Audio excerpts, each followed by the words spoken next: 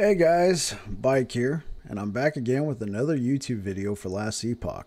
So, as you guys may know, I have been playing the game for about a month now. I have, let's take a look at the second monitor here, 124 hours onto the game. I've been streaming the game over on Twitch, twitch.tv/babblingBike. If you're interested in coming out to the streams, down in the description below is a schedule of the times that I am streaming. So, with that being said, let's get on. So today's video is going to be about monoliths. This is going to be more of a tutorial intro into monoliths, but I will cover empowered monoliths if you guys are interested, because you may have picked up the game and gotten to the beginning of monoliths and you're kind of curious how far it goes. Maybe you haven't purchased the game yet, but you wanted to see more of the end game. I know I kind of touched on these systems in my thoughts and conclusions video on last Epoch. So maybe you saw that and you want to know a little bit more about monoliths, and that's how you came here. So anyway, with all of that being said, I'm going to pop over into the game. We're going to go ahead and take a look at the systems. I'll try and cover and teach you what I know in my style, and we'll go from there. Anyway. See you guys soon. Okay guys, so here we are. We are in the Monoliths of Fate. I keep calling them Monoliths of Time, so this is the Monoliths of Fate. So if you're just starting, you're probably going to find yourself right here. Fall of the Outcast. You kind of walk up to this D8 looking thing. You click on it, and if you're playing, if you haven't unlocked Empowered Monoliths yet, I believe it's just going to go straight into it. It's been a little while since I played just straight up normal, no empowered unlock yet, but assuming that you're just on normal, you'll probably go into there. If you've unlocked empowered, this is what you'll see. And let's take a look at what a monolith looks like. It's kind of crazy, right? Look at that. It just keeps stretching out. You will start here, this little blue guy right here, and it will branch out. You complete a map, it'll create new maps for you to go. These maps are random, though I believe they are from the tile sets that you see in the campaign, and they all have like a random objective on there. And as far as I can tell, you can't really tell what the objective is when you click on it. The only thing that you can see is what you're going to get after you complete this. So if you look on your right hand side of the screen at the bottom, you're going to see Echo rewards. These maps are known as echoes. I keep calling them maps, but for the sake of clarity, let's stick with what they are. They are echoes. So if you look in your bottom right hand corner, you're going to see Echo rewards. So if I complete this particular Echo, I will get rare swords and I will get timeline stability. If you look above that, you're going to see there's two modifiers that are going to be added, and there's a little number next to the symbol. So let's take a look at the enemy modifiers first. Enemies heal if they have not been damaged recently. This modifier will last for 2 echoes. That's what that number stands for. So after I complete this, it's going to add that modifier to my list of enemy modifiers right here. The number right here signifies how much longer these modifiers are going to last. And as I progress through these echoes, I will get new modifiers. Old modifiers will eventually just get kind of flushed out because we've done enough echoes that they've gone. The same thing applies to the bonuses that we, the players, get. Now, the bonuses we get is nothing like what the enemies get. We don't get extra power. We get increased item rarity and XP gained. So if you look at the left-hand corner, you'll see that right now I have 42% item rarity and 21% experience gained. If I complete this particular echo right here, for the next 2 echoes, I will have 10% increased item rarity and 6% increased experience. Now, this is just a normal echo. How shall I say this? My wisdom that I have gained through this, my advice, there we go, that's the word. My advice to you is to not farm any of these echoes that long if you're just doing normals. Complete the echoes and move on to the next one. Get the gear you need for your builds to make sure that you survive and progress. Now, you're going to have to follow the outcast. That is the first echo. You're going to have to do that one twice. The reason why is you complete it once, you unlock a new timeline, and you get a choice between the Stolen Lance and the Black Sun. You complete it twice, you'll unlock them both. Now, let's go back into the echo. As you can see, I've already completed it, and I've spiderwebbed my way out. What you're trying to do is you're trying to fill this bar up here with stability. And as you can see, if you hover over it, each timeline will give you a baseline of stability. And if you kill more enemies, excuse me, you'll get more bonus timeline stability added to it. So it gives you a range. My recommendation here is don't kill all the enemies on the map. Complete the objective and move on. It's a lot more efficient to do that because you're going to get more of what you're looking for. Because when you're completing an echo, you will get random stuff, but that's what they are. They're random. This is a guaranteed, you know for sure, you're going to get rare relics from here. You're going to get rare scepters from here. That is a better farm. I will point out, when you're hovering over an echo, do pay attention to the enemy modifiers, because you don't want to stack too much of one modifier. It can get really insane. Like right here. Enemies deal 12% increased damage and have 100% increased critical strike chance for the next 4 echoes. If you're not paying attention and you do that one twice, they're going to have 200%. Well, I don't think critical strike chance stacks, but there is a mechanic in the game called critical strike avoidance. We can go over that in a different video, but needless to say, you don't want to be stacking too many of the same modifiers on top of each other, because it can become really difficult even at a lower level to get through the content. So pay attention, but also be on the lookout for what you're looking for. These little things right here, these little echoes of information, they are useful. You won't get a reward for doing it, but if you complete it, it will reveal a lot more of these echoes in the area to give you more choices for what you're going for. These are more important when you're doing empowered monoliths, and let's go over that right now. So that's the baseline. You've completed these echoes. Oh, one thing we should go over: each echo gives you a blessing.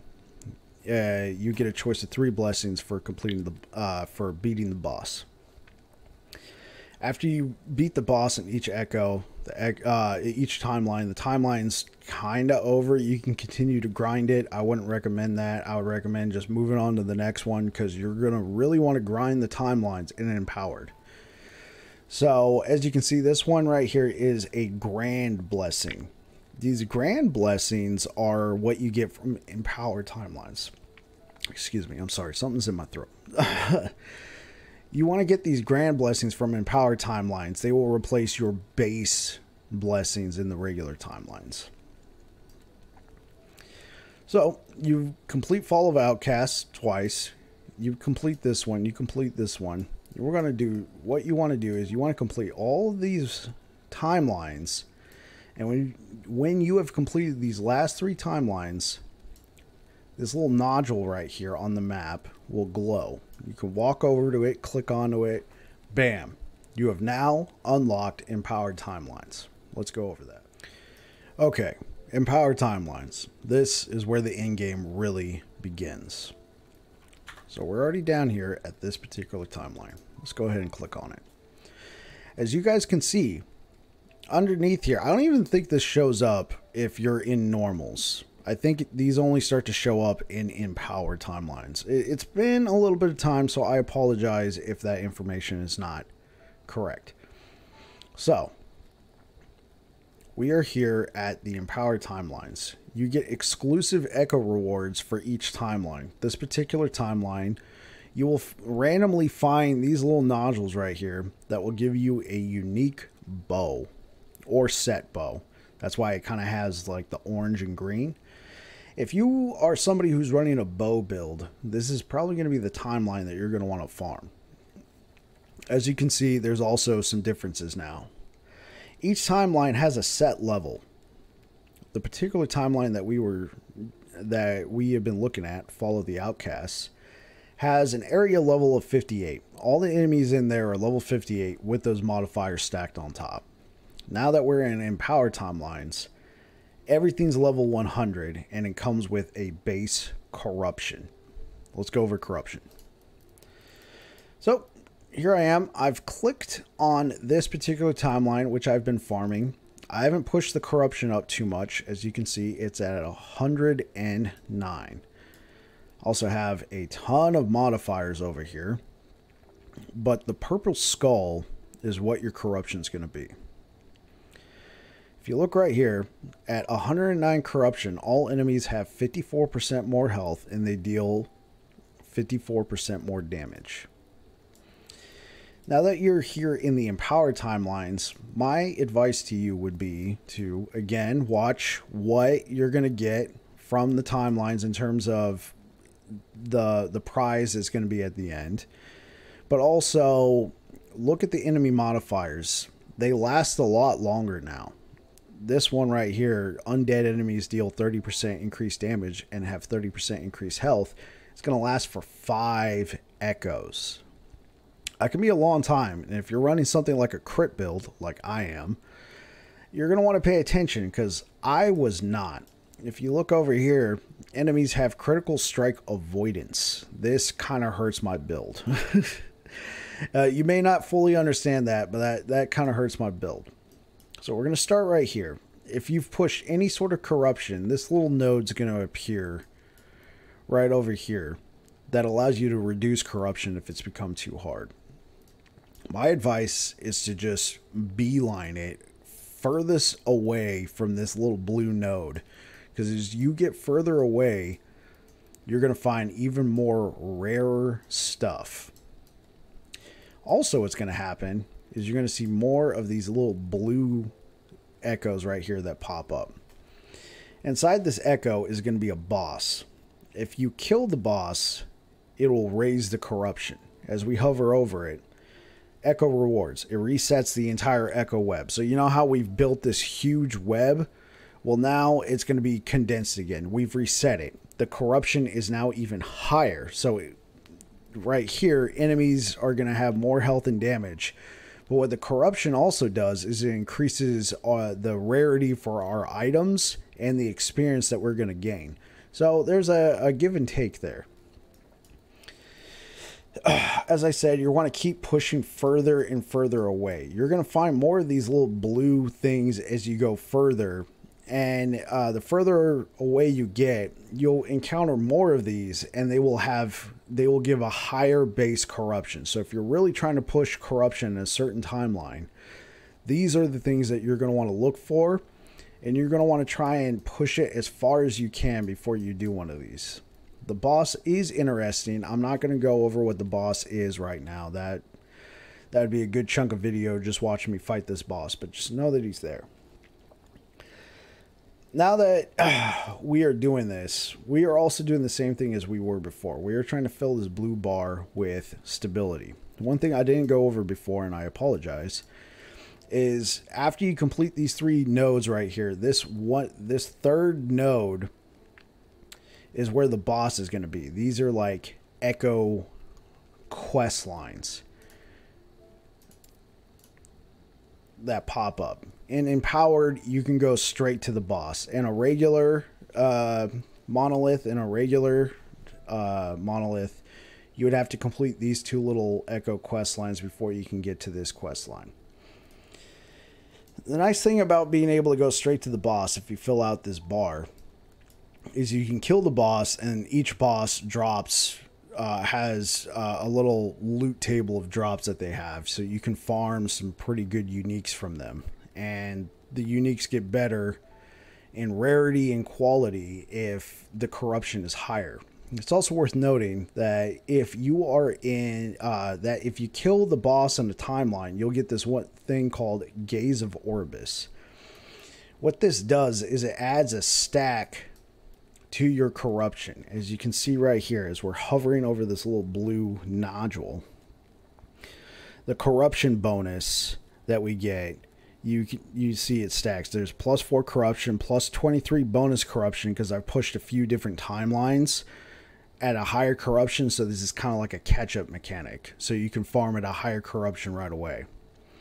But there's also a corruption from Gaze of Orbis. That's what we get when we kill the boss.